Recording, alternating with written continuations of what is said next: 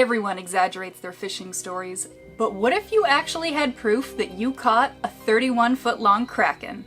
Hey history heroes! Today we're going to talk about a truly bizarre period of history when Newfoundland was suddenly inundated with giant squid, which at that point was largely considered a myth. From 1871 to 1881, over 20 giant squid were found dead or alive, even attacking fishermen who got too close. It was the first time anyone had actual, irrefutable evidence of their existence, and the first time they were actually photographed. Basically, it was the Victorian equivalent of Bigfoot tackling campers in the woods and getting caught on a live stream. Our story begins in 1871, when several large, mysterious tentacled creatures were found dead or dying ashore or near the surface of the water.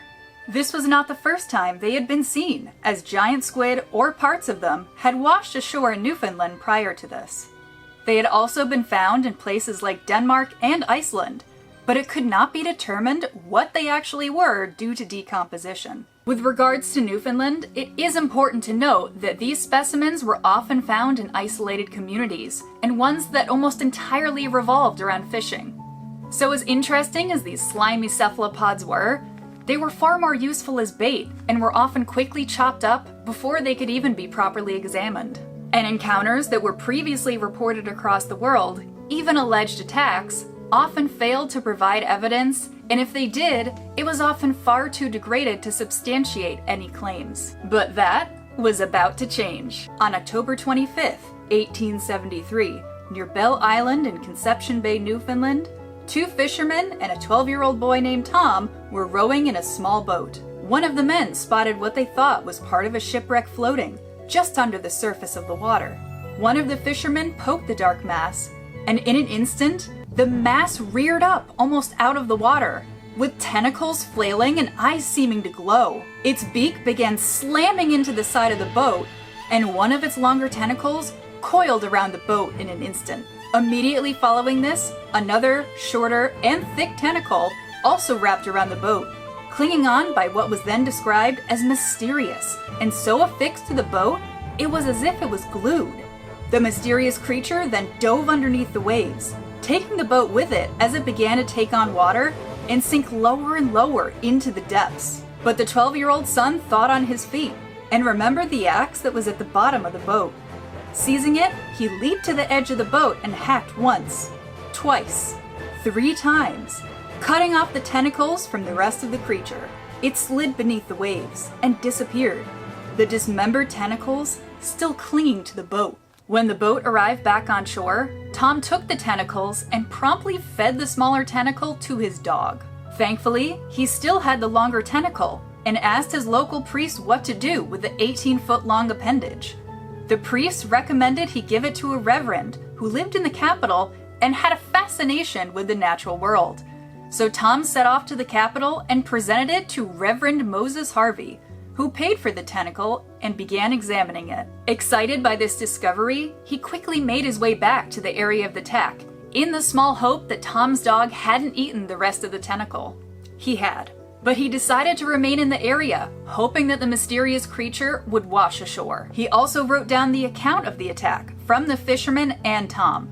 But when the mysterious creature failed to manifest, he returned to his home. But his disappointment turned to elation when just 3 weeks later, a giant squid was found right near his house. And he arrived not a minute too soon, because the fishermen who had caught the giant squid were about to chop it up and turn it into manure. They recounted how they were hauling up a net in 𝐓𝐸𝐸 Bay when the sea began to churn and a fearsome creature was seen thrashing beneath the waves in their net.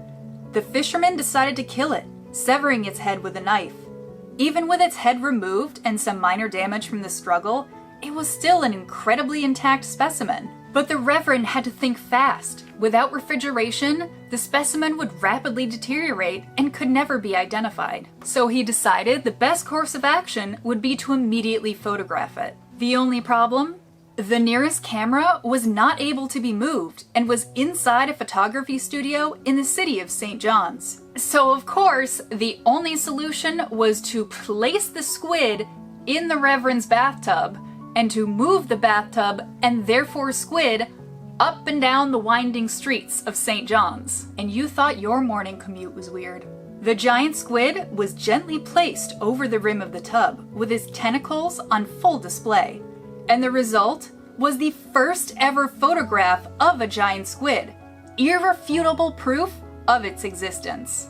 When Reverend Harvey contacted several scientists and revealed the photograph, the world's collective mind was blown. Everyone began vying for the squid's body, and museums, aquariums, and even P.T. Barnum were offering astronomical amounts of money for a live or dead squid.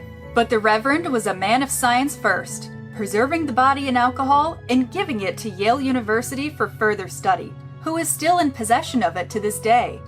And a model based on that very squid hangs at Yale's Peabody Museum. But the story doesn't just end there. For 8 more years, giant squid continued to appear in large numbers in Newfoundland. Some washed ashore alive, some dead, and some were alive still in the water. Unfortunately, despite the pleas of scientists around the world to preserve any and all specimens found, the fishermen had other ideas. Almost every time one was found, fishermen would chop it up and use it for bait, dog food, or manure. Then, on November 2nd, 1878, a giant squid was found beached and dying on shore. So fishermen tied it with a rope and anchored it to a tree. Realizing that this squid was significantly larger than the others that had previously been found, they notified Reverend Harvey and other members of the local scientific community. Measurements were taken and the results were shocking. It was 55 feet long, the longest measured giant squid ever recorded. And I mean, ever. To this day, that record still hasn't been broken. However, the fishermen who discovered it decided they'd contributed enough to the scientific community and chopped it up to use as dog food. More giant squid were found in the subsequent years, but nothing quite as large. But perhaps that's because, unfortunately, or rather fortunately for the squid, the sudden streak of squid ended just as quickly as it had began, ending in 1881. Fewer specimens were found, and to this day, scientists do not understand what caused this sudden influx. But even though less have been found, Newfoundland does continue to have more giant squid activity than other areas of the world, and 1/5 of the world's specimens come from Newfoundland. However, they continue to have an almost mythical status, only being recorded on video for the first time in 2012. And research is still ongoing, with major hubs in Spain and Japan. As for Newfoundland, today the residents celebrate their cephalopods. The area where the longest squid was found now has a life-size sculpture of squid, which was even featured on Canada's postage stamp. And there's a heritage center called the Giant Squid Interpretation Site, all about the amazing find. There are actually several of these small heritage centers that have sprung up around findings, even ones that have preserved specimens of their own. And who knows, maybe a swarm of Newfoundland squid will rise from the depths once more. Follow me for more history videos.